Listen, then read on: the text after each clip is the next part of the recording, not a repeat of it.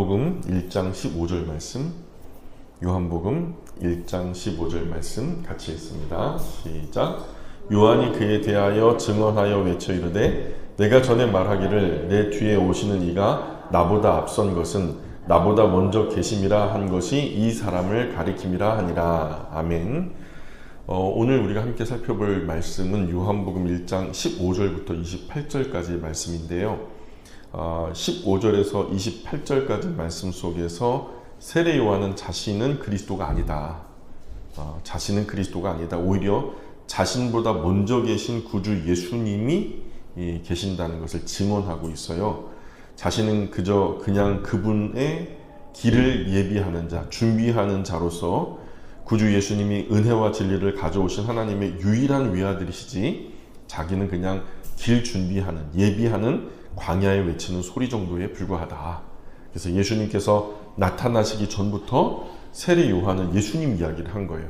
한 번 만나본 적 없고 교제한 적이 없지만 예수님 이야기를 했어요. 그래서 성령 하나님께서 세례 요한에게 앞서 말씀해 주신 것이죠. 그래서 세례 요한이 예수님에 관해서 전한 내용의 골자는 그래요.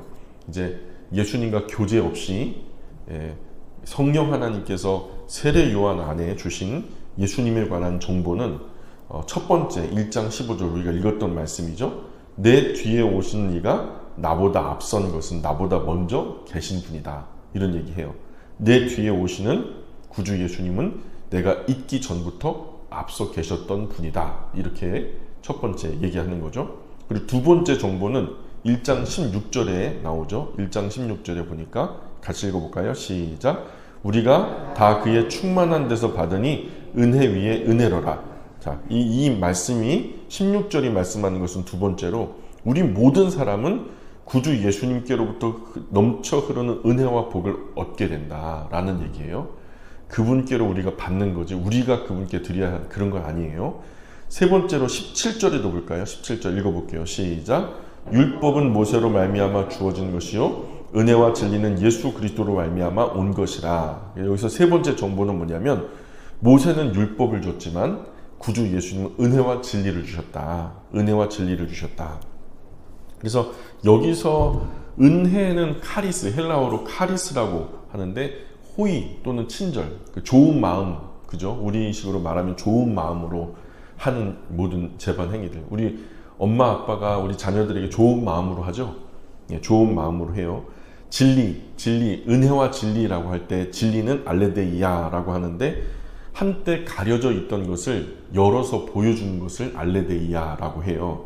그래서 종합해 보면은 은혜는 그냥 여기서 말하는 은혜는 누군가가 나에게 큰 선물을 준다거나 그냥 그저 호의로 좋은 마음으로 하는 그냥 막연한 그런 좋은 상황이 아니라 구체적으로 가려져 있던 것이 그 호의로 우리에게 좋은 마음으로 열어서 보여주는 것을 말하는 거죠. 전에는 가려져 있었어요. 근데 이제는 열렸어요. 근데 그 열린 이유, 마음의 바탕이 뭐냐면 호의예요. 우리를 향한 좋은 마음으로 우리에게 열어주신 정보가 있다. 이것을 구주 예수님께서 해주셨다는 거죠. 넘치는 은혜와 복, 즉 구주 예수님을 통해서 열리는 죄로 인해서 망할 사람의 구원의 길, 생명의 길이 전에는 가려져 있었어요. 그러나 이제는 열렸다. 전에는 없었어요. 그러나 이제는 열렸다. 라는 것을 얘기하고 18절에서는 뭐라고 얘기해요? 같이 읽어볼게요. 시작. 본래 하나님을 본 사람이 없으되 아버지 품 속에 있는 독생하신 하나님이 나타내셨느니라. 자, 네 번째 정보가 뭐냐면 하나님을 본 사람은 없다. 그쵸? 맞는 말이죠.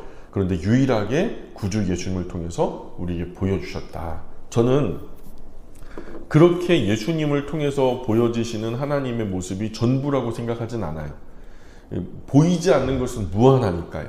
근데 우리 육체를 가진 사람들이 육체의 눈을 가지고 하나님을 보여달라 하면 그 하나님에 관한 모든 것을 우리 육체의 눈으로 볼 수 있다면 하나님은 너무나 작은 분이죠. 근데 우리가 육체의 눈으로 다 볼 수 없는데 그래도 하나님의 형상을 입고 참 사람 또 참 하나님이 되셔서 우리 가운데 오셔서 하나님의 조각을 보여주신 것이 바로 예수님이에요. 죄로 물든 육체 사람에게 자신을 나타내 보여주신 것은 호의예요. 좋은 마음.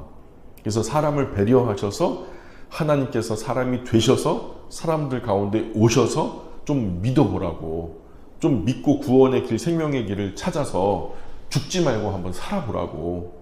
그저 100년 미만에 그냥 타조 마냥 머리 푹 박고서 그 앞에서 그냥 치우쳐 살 것이 아니라 고개를 들고 좀 하늘을 보고 영원한 하나님의 나라, 영원한 내세의 삶을 조금 한번 생각해 보라고 이렇게 우리에게 여지를 열어주신 것이 바로 예수님이시다. 19절 한번 볼까요? 19절 요한복음 1장 19절입니다. 시작. 유대인들이 예루살렘에서 제사장들과 레위인들을 요한에게 보내어 네가 누구냐 물을 때에 요한의 증언이 이러하니라. 아멘. 자, 원래 네 복음서에서 우리가 지금은 요한 복음을 보잖아요. 마태 복음, 마가 복음, 누가 복음. 그죠? 복음이라는 말이 처음에는 붙어 있지 않았어요. 처음 성경에서는 이런 것들이 복음이라는 말이 붙어 있지 않고, 원래 마태복음의 제목은 어떻게 써 있냐면 카타마타이온. 카타마타이온이라는 말은 뭐냐면 according to 마테우라는 뜻인데, 마태에 의한이라는 말로만 기록되어 있어요. 마태에 의해서 기록되었다. 그러니까 마태에 의한 이렇게만 써 있지 마태복음이란 말은 처음에는 없었단 말이에요. 마찬가지로 마가복음이라는 것은요, 카타마르콘, 마가에 의한이라는 말로만 쓰였어요. 누가복음도 카타루칸, 누가에 의한. 요한에 관한 것도 카타 이오안넨, 그래서 according to John, 그죠? 요한에 의한으로만 쓰였어요. 근데 복음이 붙은 것은 한참 후대에 붙은 거예요. 누구에 의해서 기록된 복음이라는 말이 첨부된 것은 한참 지난 나중의 얘기예요. 그런데 이 네 복음서의 내용을 다 살펴보고 읽어보고 내용을 가만히 졸여보니까, 그리고 제목을 생각해 보려고 하니까, 전체의 내용을 통해서 이 책의 제목을 생각해 보려고 하니까 누구에 의한 증언이라고 붙여야 더 어울리겠다. 예, 그래서 여기서도 우리 1장 19절에서도 뭐라 그래요? 요한의 증언이 이러하니라 이렇게 써 있죠. 증언. 자, 사도행전에서도 승천 전에 예수님께서 제자들에게 부탁하신 말씀이 있어요. 1장 8절에 보면, 사도행전 1장 8절 같이 읽어볼게요. 시작. 오직 성령이 너희에게 임하시면 너희가 권능을 받고 예루살렘과 온 유대와 사마리아와 땅끝까지 이르러 내 증인이 되리라 하시니라. 여기서도 증인이라는 단어에 우리가 집중을 해보셔야 돼요. 그래서 제자들이 증인이 되어서 기록을 통해서 증언하고 있는 거예요. 내가 증인이 되어서 증언하고 있는 거예요. 그런데 제자들의 기록된 증언을 읽어보니 그 증언의 내용은요, 이 세상 그 어떤 복된 소식보다 훨씬 더 좋고 너무 복된 소식이다.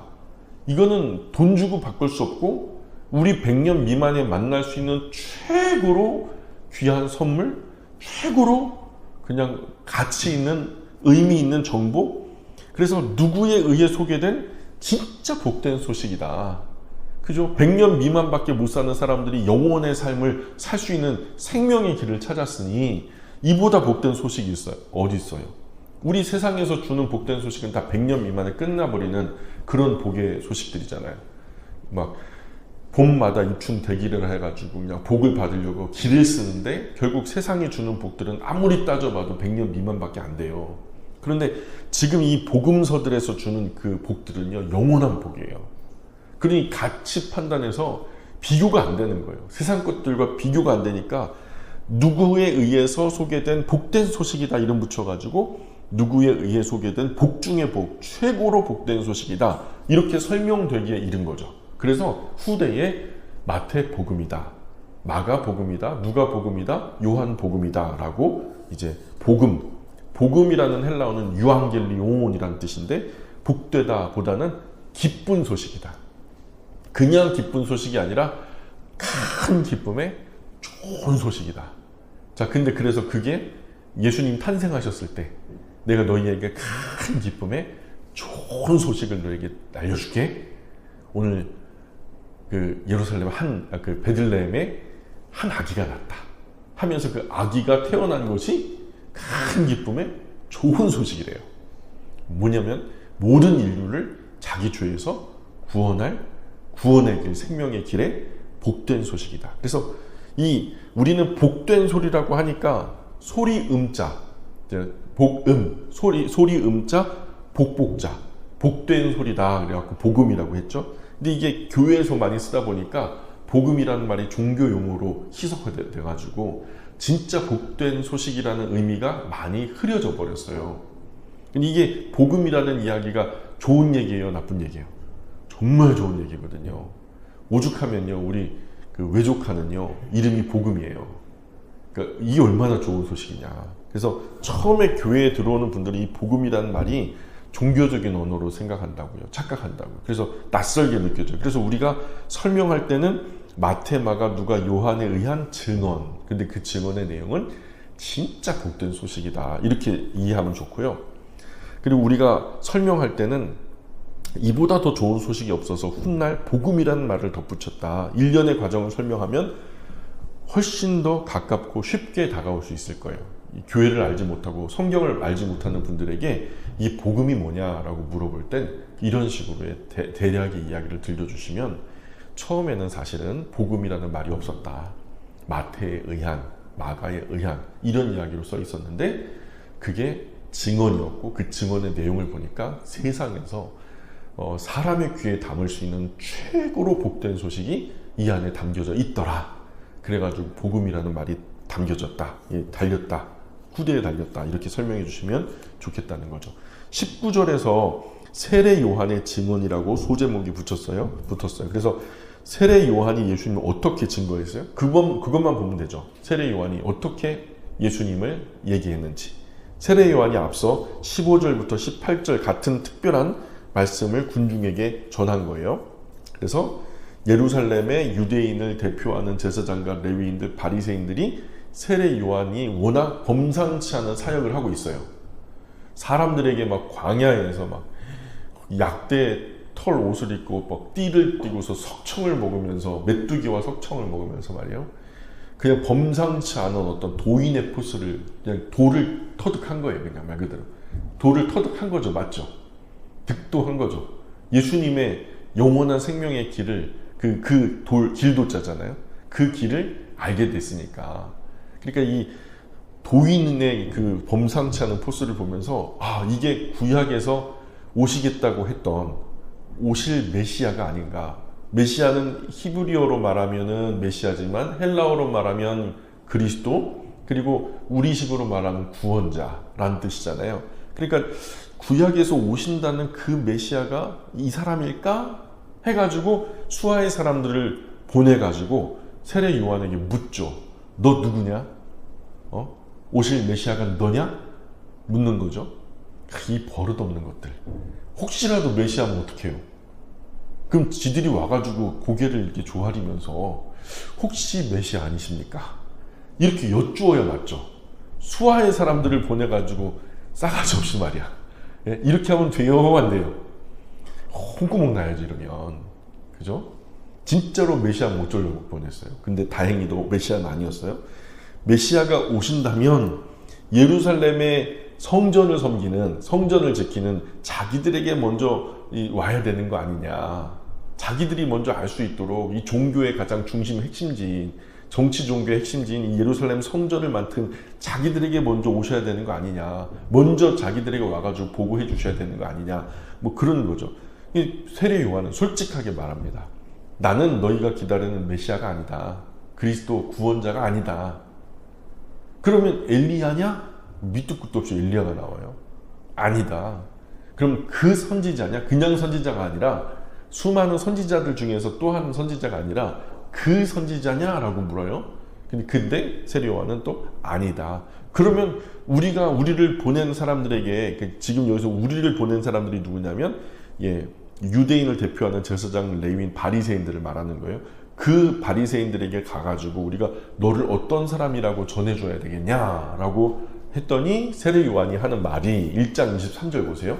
1장 23절에 이렇게 말하죠. 같이 읽어볼게요. 시작. 이르되 나는 선지자 이사야의 말과 같이 주의 길을 곧게 하라고 광야에서 외치는 자의 소리로다 하니라. 아멘. 자, 이게 이사야, 선지자 이사야의 글에 그러면 이사야서겠죠. 이사야서. 그래서 이제 여러분 관주를 보시면 관계 있는 성경 구절을 이렇게 이 밑에다가 이제 주석을 달아놨다 그래갖고 관주예요. 근데 그 관주를 보시면 거기에 어떻게 써 있냐면 이사야서 40장 이렇게 써 있어요. 이사야서 40장 보시면은 이 말씀이 그대로 거기에 기록되어 있어요. 자, 그런데 지금 여기서 나는 이사야 선지자의 예언 속에서 광야에서 외치던 소리에 불과하다. 이사야서 40장에 가보면은 나레이션이 있어요. 하나님이 말씀하시는 그 문구가 있고 하나님이 말씀하시기 전에 나레이션을, 그러니까 설명해주는 설명자가 있어요. 그 사람은 얼굴도 없어요. 그냥 설명해주는 사람이야. 자, 그래서 목소리에 불과해요. 자, 그러면 우리가 이사야서로 가봐야 되겠죠. 이사야서 40장 전체가 그런 소리로 꽉 차 있어요. 메시아 예언장이다. 메시아 예언장, 그리스도 구원자 예언하는 장이 이사야 40장인데 댁에 돌아가셔서 다양한 다른 번역본들로 꼭 교차해서 한번 읽어보시면 좋겠어요. 머릿속에는 누구를 담고서 이 성경 읽어야 될까요? 이사야 40장 읽을 때는 누구를 머릿속에 담고서 읽어야 돼요? 구주 예수님을 마음속에 품고 이 이사야 40장을 읽어야 돼요. 지금은 제가 이사야 40장 전체를 저는 읽고 싶은 마음이 굴뚝 같아요. 왜냐하면 이사야 40장을 읽고 있노라면 심장이 막 쿵쾅거려요. 그럼 이게 영적으로 우리 마음속에 그대로 순전하게 담긴다면요, 이거는 흥분해가지고 미쳐버릴 지경이에요.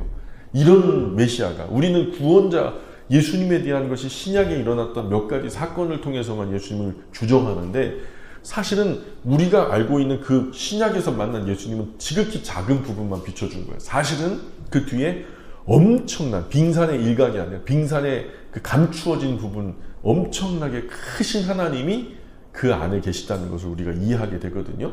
그래서 이사야서 40장은 꼭 댁에 돌아가셔서 예수님을 마음속에 품고 읽어보시면 참 좋겠다. 좀 그런 권면을 드려요. 근데 한 가지 그 개역 개정판 성경으로만 읽지 마시고 뭐 개역 한글판 성경으로 읽어보시고 쉬운 성경으로도 읽어보시고 현대어 성경, 현대인의 성경, 뭐 각종 번역본으로 다 읽어보세요. 그러면 이게 조명하는 바가 각각 틀리기 때문에 이 내용이요 무한하기 때문에 번역은 한계가 있어요. 그래서 다양한 번역으로 보시면 훨씬 더 의미가 더 깊어진다.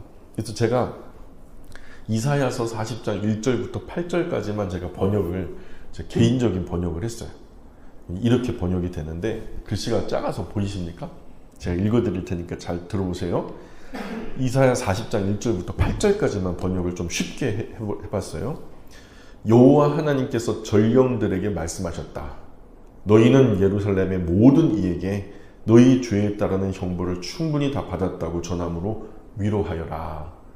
이렇게 외치는 여호와 하나님의 목소리가 들린다.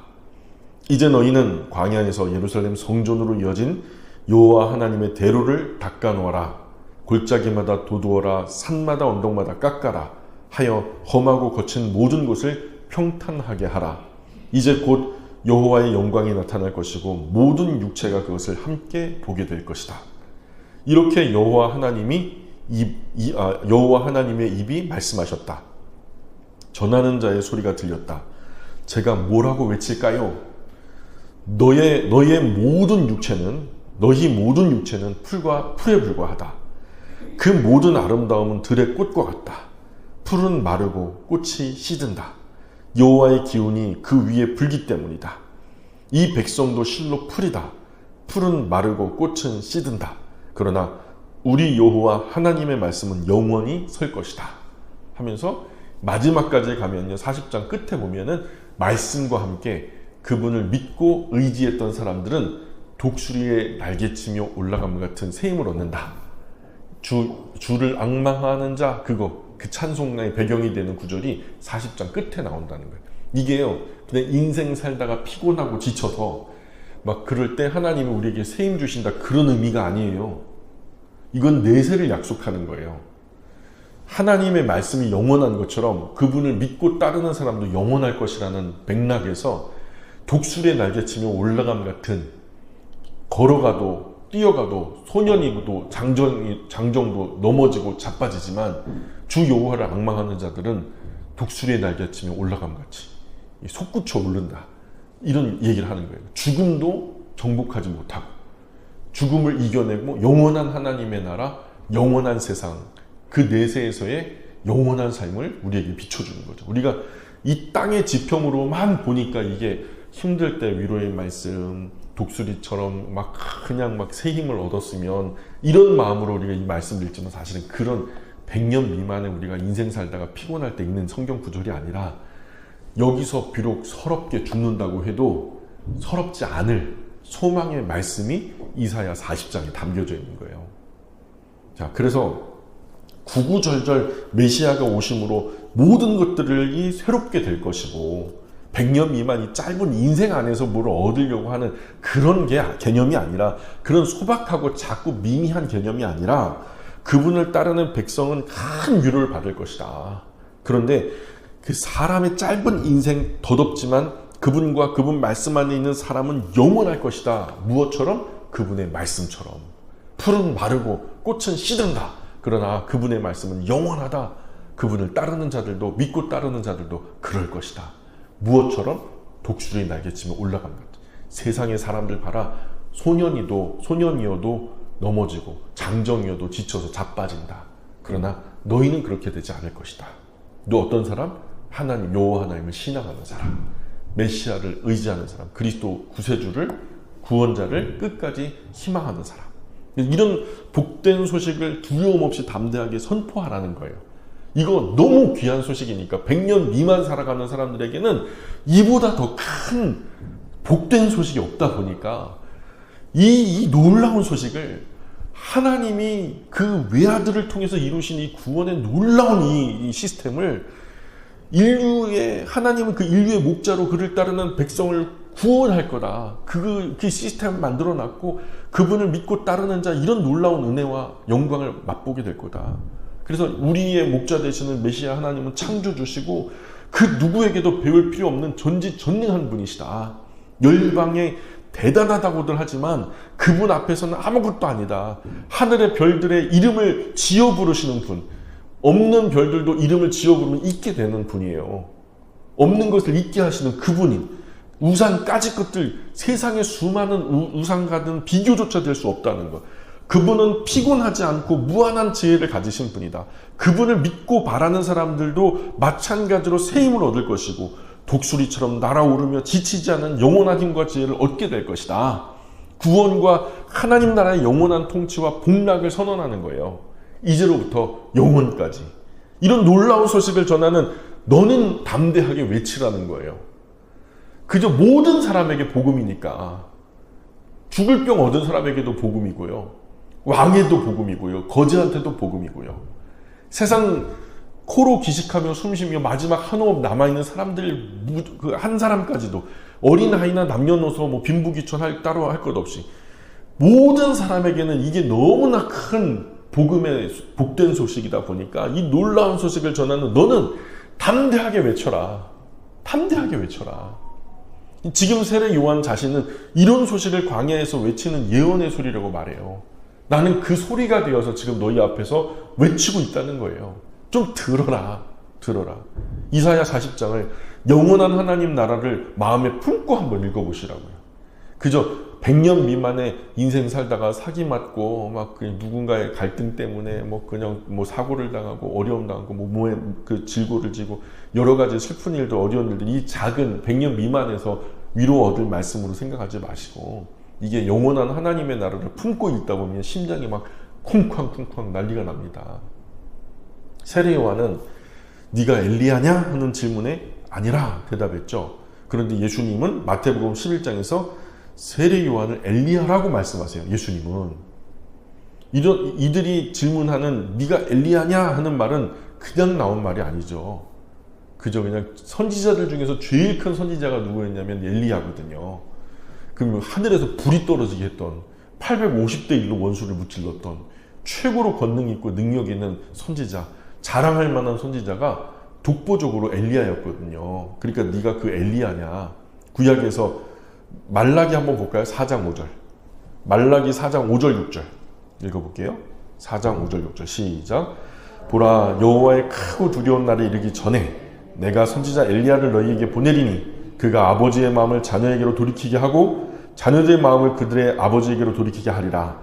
돌이키지 아니하면 두렵건대 내가 와서 저주로 그 땅을 칠까 하노라 하시니라. 아멘. 마지막 여호와의 크고 두려운 날이 이르기 전에 반드시 오실 그분이 계신데, 그게 그 날이 이르기 전 반드시 앞서 보내는, 예비할 자로 보내는 것이 선지자 엘리야라는 거죠. 엘리야라는 거죠. 내가 선지자 엘리야를 너희에게 보내겠다 그랬잖아요. 그러나 세례 요한은 뭐래요? 내가 엘리야래요? 엘리야가 아니래요? 나는 엘리야가 아니래요. 그런데 예수님은 엘리야래요. 진짜로 볼까요? 마태복음 11장 13절 14절 읽어볼게요. 시작. 모든 선지자와 율법이 예언한 것은 요한까지니 만일 너희가 즐겨 받을진대 오리라 한 엘리야가 곧 이 사람이니라. 곧 이 사람이 누구라는 거예요? 엘리야인데 엘리야가 누구라는 거예요? 세례 요한을 말하는 거예요. 요한까지다. 여기까지가 선지자다라는 거예요. 예수님의 기준에. 그래서 예수님께서 바라보실 때 세례 요한은 엘리야가 맞다는 거예요. 근데 엘리야는 아니라는 거예요. 그럼 누구 말이 맞아요? 환장하겠네. 마가복음에서 똑같은 취지의 말씀하세요. 마가복음 9장 13절 읽어볼게요. 시작. 그러나 내가 너희에게 이르노니 엘리야가 왔으되 기록된 바와 같이 사람들이 함부로 대우하였느니라 하시니라. 아멘. 그러나 지금 여기서 세례 요한은 나는 엘리야가 아니다 라고 말해요. 이 말은 나는 엘리야 본인이 아니다라고 말하는 거예요.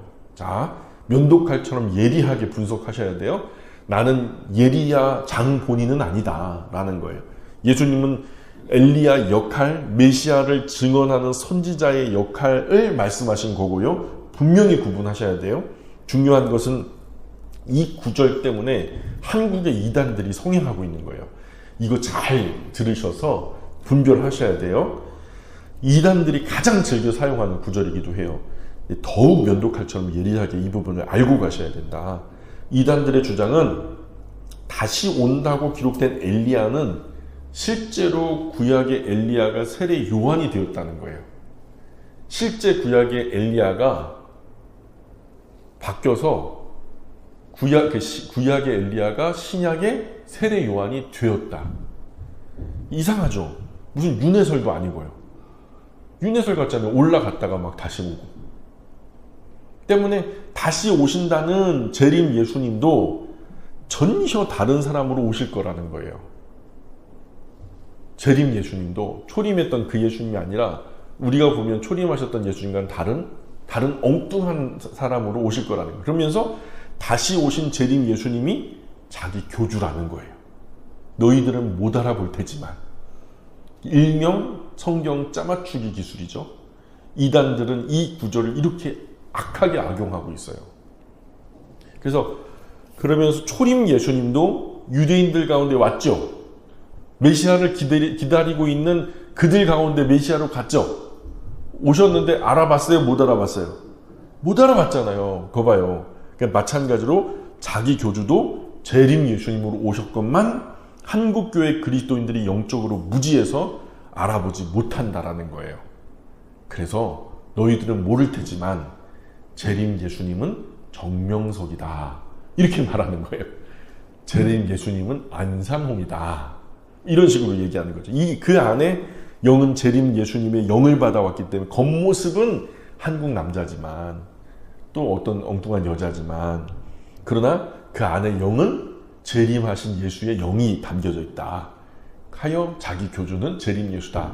이게 바로 악한 이단들이 즐겨 사용하는 논법이에요. 그러나 성경에는요, 죽은 사람의 영이 다시 다른 사람 몸에 깃들어서 활동하고 살아남는 법이 있어요, 없어요? 그런 법이 한 번도 없어요. 성경에는 단 한 번도 그런 예가 없어요. 이런 주장은 정말 영적으로 무지한 사람들이 하는 거예요. 동양 사상 속에 귀신에 관한 그 잘못된 개념을 가지고 있는 사람들이 오해해서 이런 주장을 하는 거죠. 정말 무지한 거예요. 지금도 세상 많은 나라 많은 사람들은 죽은 사람들의 영혼이 귀신이 된다라고 착각하고 있어요. 근데 성경은 절대로 그게 아니죠. 그래서 접신이나 초혼을 통해서 생전에 사랑했던 엄마, 아빠, 사랑했던 할머니, 할아버지 무당 굿해가지고 무당 몸 안에 그 영혼을 불러다가 이렇게 그 몸 안에 두고서 얘기를 하게 하는 거죠. 나는 너의 할아버지다 하면서 젊은 무당 안에다 그 영혼이 들어왔다 하면서 빙이 됐다. 신들렸다. 일명 신들렸다. 그래서 초혼이라는 것이 혼을 초대한다라는 뜻이에요. 초혼제를 하잖아요. 그죠? 그래서 그 사랑했던 그 육체를 잃은 망자가 다시 영혼으로 우리 가운데 왔다. 그래서 음식도 잘 대접해야 되고 뭐 그런 얘기를 하는 거죠. 이게요. 성경에서는 절대로 성경적으로는 얼토당토하지 않은 말이다. 이전에 죽은 내가 사랑하던 사람의 영혼이 아니다. 악한 사단의 하수, 타락한 천사, 더러운 귀신일 뿐이다. 그것들이 우리를 속여먹는 거죠. 영적으로 어두우니까. 우리는 그것을 빙의 또 귀신 들렸다. 그래서 이런 주장은 반성경적, 반기독교적인 거죠. 이런 주장은 전혀 성경에 나타나지 않고 있다. 그냥 그들의 주장일 뿐이에요. 자, 세례 요한은 엘리야와 동일 인격, 동일한 사람으로 온 게 아니에요. 구약에 활동했던 엘리야의 영을 받고 온 것도 아니에요. 신약 세례 요한의 사역이 구약 엘리야의 사역과 같았다는 거죠. 엘리야가 오실 메시아를 예언했던 것처럼 세례 요한도 오실 그 메시아를 예언하고 있다. 신약 세례 요한의 역할이 구약 엘리야의 역할과 같다는 거죠. 메시아를 예고하여 사람들의 마음을 준비하게 하는 그런 사역을 함께 하고 있다는 거죠. 사람들의 마음을 하나님 아버지께로 돌리기 위한 것이고 하나님 나라의 회복을 선포하기 위한 사역을 지금 같이 하고 있다는 거예요. 그것이 곧 예수님의 길을 예비하는 것이었다는 거죠. 그래서 성경은 세례 요한이 엘리야의 심령과 그 능력으로 왔다라는 것을 밝히고 있어요. 그래서 다른 앞선 마태복음, 마가복음, 요한복음에서는 그게 조금 희미하지만 누가복음에서는 좀 선명하게 나타나요. 누가복음 1장 13절로 17절까지 말씀 한번 같이 읽어볼까요? 누가복음 1장 13절로 17절 같이 읽어봅니다. 시작. 천사가 그에게 이르되 사가랴여 무서워하지 말라. 너의 간구함이 들린지라. 네 아내 엘리사벳이 네게 아들을 낳아주리니 그 이름을 요한이라 하라. 너도 기뻐하고 즐거워할 것이요 많은 사람도 그의 태어남을 기뻐하리니 이는 그가 주 앞에 큰 자가 되며 포도주나 독한 술을 마시지 아니하며 모태로부터 성령의 충만함을 받아 이스라엘 자손을 주 곧 그들의 하나님께로 많이 돌아오게 하겠습니다. 그가 또 엘리야의 심령과 능력으로 주 앞에 먼저 와서 아버지의 마음을 자식에게 거스르는 자를 의인의 슬기에 돌아오게 하고 주를 위하여 세운 백성을 준비하리라. 아멘. 17절에 보시면은 자 엘리야가 왔다는 거예요. 그게 아니죠. 엘리야의 심령과 능력으로 주 앞에 먼저 왔다. 무슨 말인지 이해 가세요? 이제 좀 선명하죠. 이 말씀을요 그대로 다른 번역본들을 볼까요? 공동번역에서는 이렇게 나와요. 공동번역에서는 그가 바로 엘리야의 정신과 능력을 가지고 주님보다 먼저 올 사람이다. 나머지는 똑같고요. 표준 세번역에도 그는 또한 엘리야의 심령과 능력을 가지고 주님보다 앞서 와서 이렇게 번역. 현대인의 성경에서 그는 엘리야의 정신과 능력을 가지고 주님보다 먼저 와서 같은 의미죠. 엘리야가 온 게 아니에요. 아니면 그 껍데기는 다르지만 엘리야의 영이 이쪽으로 온 것도 아니고요. 그 역할, 엘리야의 역할이 세례 요한의 역할. 그래서 누가복음 1장 13절에 17절은 천사가 나타나 사가랴에게 전한 말이에요. 엘리야가 직접 온다고 하지 않았어요. 세례 요한이 엘리야라고도 하지 않았어요. 세례 요한이 엘리야의 심령과 능력으로 주님 앞에 먼저 온다. 구체적으로 고지하는 거죠. 정경은 아니지만 외경에 속한 에녹 1서 89장 12절에도 보면 엘리야가 종말의 평화와 구원을 이루실 메시아의 재림을 전파하는 대제사장이 될 것이다. 이렇게 기록하고 있어요. 세례 요한은 엘리야와 같은 역할, 같은 사역을 감당한다라는 의미죠. 그래서 자신은 그분의 길을 곧게 준비하는 광야의 소리에 불과하다. 그죠? 왕이 행차할 때 뭐라 그래요? 옛날에 우리 조선시대 때도 왕이 행차하면 뭐라 그래요? 앞서 가는 사람들이 워이 그러면서 막 소리를 왕이 행차하신다 뭐라 그러죠? 그게 뭐 하래 그래요. 다 물러거라 하면서 왕의 길을 예비하는 외치는 소리가 있어요. 그 사람이 누군가는 중요해요, 중요하지 않아요? 그 사람이 중요하긴 해요. 뭐가 중요하면 그 사람이 누군가가 중요한 게 아니라 그 사람의 목소리가 중요해요. 왕의 길을 예비하는 성격이니까. 자, 그래서 말도 안 되는 소리는 소음이라고 하죠. 그냥 공장에서 깡깡깽깽 하는 것은 그냥 소음이라고 해요. 그러나 그 소리의 의미가 담기면은 말이 되는 거고요. 높은 불의 말이면은 말씀이 돼요. 높여 부르게 되는 거죠.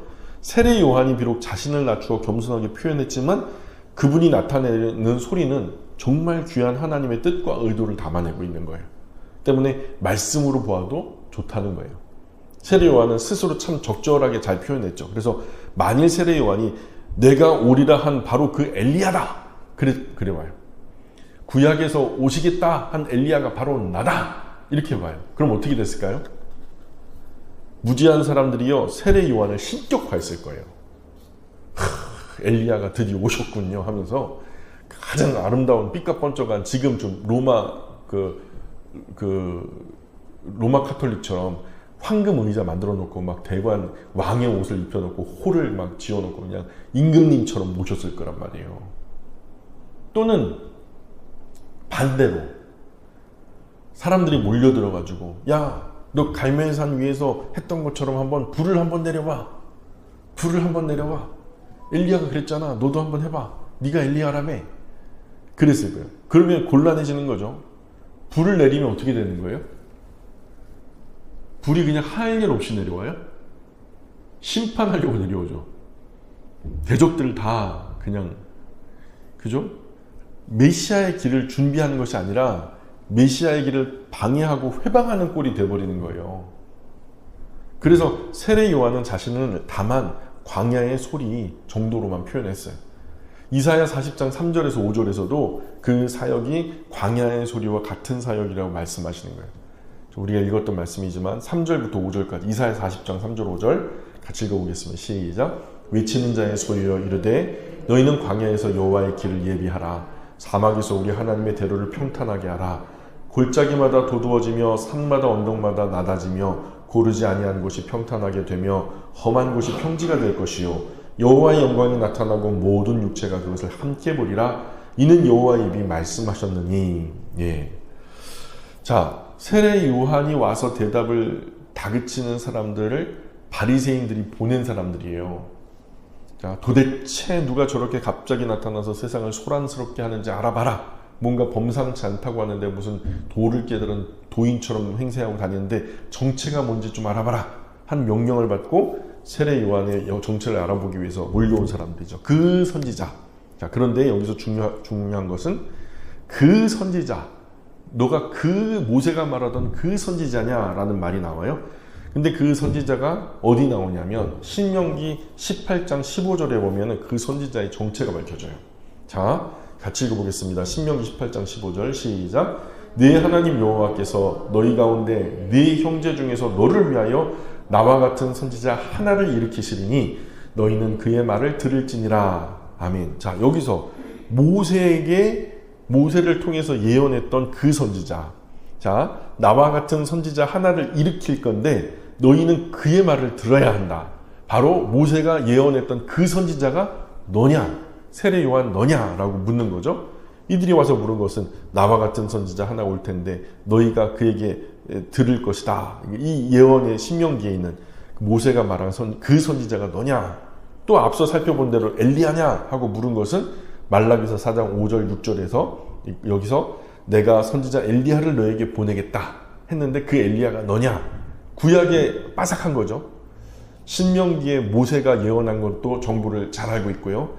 말라기 선지자가 엘리야가 이제 앞으로 올 거다라고 했던 이 정보도 빠삭하게 알고 있는 걸 성경 정보는 아무튼 바리새인들이 잘 알아요. 어쨌든 구약에서 예언된 유대인들이 그토록 기다리고 고대했던 메시아 그리스도 구원자는 예언대로라면 다윗의 자손에서 났어야 됐죠. 다윗의 자손인데, 그런데 세례 요한은 레위 지파 사람이에요. 다윗은 어느 지파죠? 유다 지파. 유다 지파. 그런데 세례 요한은 레위 지파. 다윗의 자손이에요? 아니에요? 아닌 거죠. 고로 메시아는 아닌 거예요. 그래서 1장 24절 25절 보면 1장 24절 25절 요한복음 1장 24절 25절 같이 읽어보겠습니다. 시작. 그들은 바리새인들이 보낸 자라. 또 물어 이르되 내가 만일 그리스도도 아니요 엘리야도 아니요 그 선지자도 아닐진데 어찌하여 세례를 베푸느냐. 그죠? 자, 그러면 당신이 그리스도 메시아도 아니고 엘리야도 아니고 그 선지자도 아니라면 무슨 권리로 세례를 주고 있어? 이런 말이죠. 세례 요한이 하는 이 일에 시비를 걸고 있어요. 이에 대해서 세례 요한이 하는 대답은 뭐냐면 1장 26절 27절 이렇게 말해요. 1장 26절 27절 시작. 요한이 대답하되 나는 물로 세례를 베풀거니와 너희 가운데 너희가 알지 못하는 한 사람이 섰으니 곧 내 뒤에 오시는 그이라. 나는 그의 신발끈 풀기도 감당하지 못하겠노라 하더라. 자, 저는요 단지 물로만 세례를 주고 있어요. 그러나 우리 중에 당신들이 아직 알지 못하는 그분이 계십니다. 그분은 곧 당신들 가운데 일어나 자기의 일을 시작하실 거예요. 그분은 제 뒤에 오시지만 저는 그분의 종이 되어서 그분의 신발끈 풀 자격도 없는 사람입니다. 저는 아무것도 아니에요. 제 뒤에 오시는 분이 진짜 주인공이지. 그래서 28절 마지막에 읽어볼게요. 시작. 이 일은 요한이 세례를 주던 요단강 건너편 마을 베타니에서 일어난 일이다. 예. 자, 베단이라는 동네는 베다니 마리아 아시죠? 베다니 마리아. 그 베다니 마리아의 언니는 마르다. 오빠는 나사로. 그죠? 우리 나사로의 가정으로 잘 알려져 있죠. 그러나 세례 요한의 세례 사역 덕분에 세례터로도 유명해요. 베다니 마리아의 가족 더불어서 세례 요한의 세례터가 있는 동네. 자, 베타니는 무화과 나무 첫 열매 빨리 따버려야지 나중에 7번 더 튼실한 과일이 열리니까요. 빨리 따버려서 없애버리는 열매를 빠게라고 하는데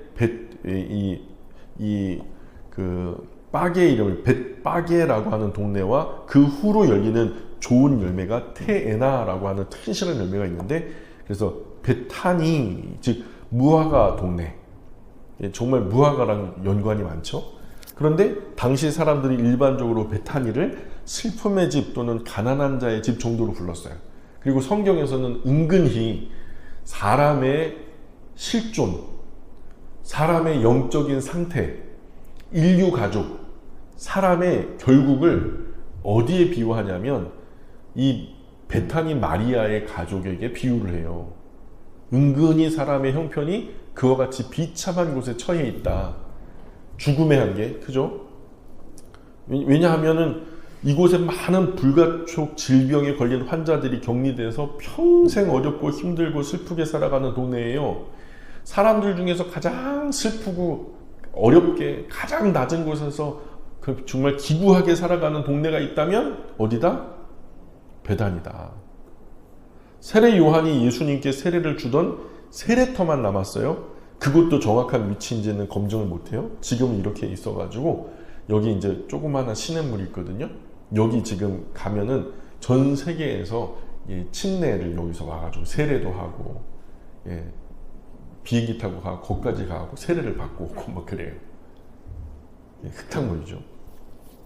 한마디로 세례 요한이 사역하던 곳은 그 당시에 소외된 지역이었을까요? 아니면 강남처럼 뜨는 지역이었을까요? 그죠? 가장 못 사는 사람들이 모여 사는 달동네 같은, 판자촌 같은, 가난한 곳, 격리된 곳, 보통 사람들이 찾아가기를 꺼리는 곳. 야, 거기 근처로 가지 마라. 그냥 몹쓸병 걸려 나온다. 막 그럴 정도. 일반 사람들이 사는 곳으로부터 굉장히 동떨어진 잊혀진 동네가 베타니였다는 거죠. 그런데 세례 요한이 베다니에서 세례를 주니까 제 아무리 귀인이고 왕족이고 고관 대작이라 할지라도 정말 싫지만 세례 요한에게 세례 받으려면 어디로 와야 돼요? 베다니로 와야 되는 거예요. 베다니로 와야 되는 거예요. 제가 여기서 큰 인사이트를 받았어요. 정말 정말로 엘리야요 모세가 말씀한 선지자라면 우리가 베다니에 가서 세례를 받아야 하는가 이런 마음으로 물었던 거죠. 사실 그 바리새인들 당시 유대인들은 교만한 사람은 베다니에 가서 세례 받으려 하지 않았을 거예요. 그죠? 내가 왜 저 동네에 가? 재수없게 병 걸리면 어떡하려고? 하고 좋은 이렇게 깨끗한 예배당도 있고 막 넓은 예배당도 있고 얼마나 좋은 곳이 많은데 저길 가? 하필? 사실 하나님의 은혜는 물처럼 낮은 곳부터 채워지거든요. 하나님 은혜죠. 하나님의 은혜 중에 최고의 은혜가 뭐예요? 대답해 보세요. 하나님 은혜 중에서 최고의 은혜가 뭐예요? 내 신랑이에요? 누구예요? 예수님이죠. 그 구주 예수님이죠. 그 구주 예수님이요. 이 사람의 세상으로 오실 때 어디로 왔어요? 1번 가장 높은 곳, 2번 어중간한 곳, 3번 가장 낮은 곳. 가장 낮은 곳. 자, 가장 낮은 곳부터 채워지기 시작하는 것이 하나님의 은혜예요. 흔히 우리가 인생 많이 힘들고 어려우면 하나님 지금 나와 함께 하지 않는 것 같아. 하나님 진짜 나 이제 등 돌리신 것 같아. 내가 뭐 범죄를 했더니 하나님 삐지셨나? 돌아 앉으신 것 같아. 푸념하죠? 그러나 언제나 계시는 곳이 있어요. 거기가 어디냐? 세상 가장 낮은 곳. 세상 가장 어려운 곳에는 구주 예수님이 늘 계시죠. 거기는 늘 구원이 필요한 사람들이 있거든요. 가장 어려운 곳, 가장 낮은 곳, 그곳에 구주 예수님이 늘 계시거든요. 그곳에 구원이 가장 절실하고 강력하게 필요하기 때문에 예수님은 가장 낮고 천한 곳 사람들과 함께 지금도 함께 하고 계신다는 거죠. 그러니 우리가 하나님이 나와 함께 하지 않는 것 같이 느껴질 때 그때 우리가 점검할 것은 내가 너무 높아진 것은 아닌가? 내가 너무 교만해진 것은 아닌가? 그리고 가장 낮은 곳을 향해서 눈을 들고 손을 뻗어보면 그곳에 역사하는 구주 예수님을 만날 수 있을 거라는 거죠. 그곳에 오셔서 영원히 함께 하시겠다고 했으니 어딘가 계신다면 처음 오셨을 그 자리에 계실 거라는 거죠. 우리처럼 아침 저녁간 변덕 부리는 그런 사람 같은 존재는 아니니까요. 자, 슬픔의 동네 베다니, 그곳에서 세례 요한이 세례를 베풀었다는 것은 그대로의 의미가 참 있는 것 같습니다. 오늘은 여기까지 할까요? 기도하겠습니다.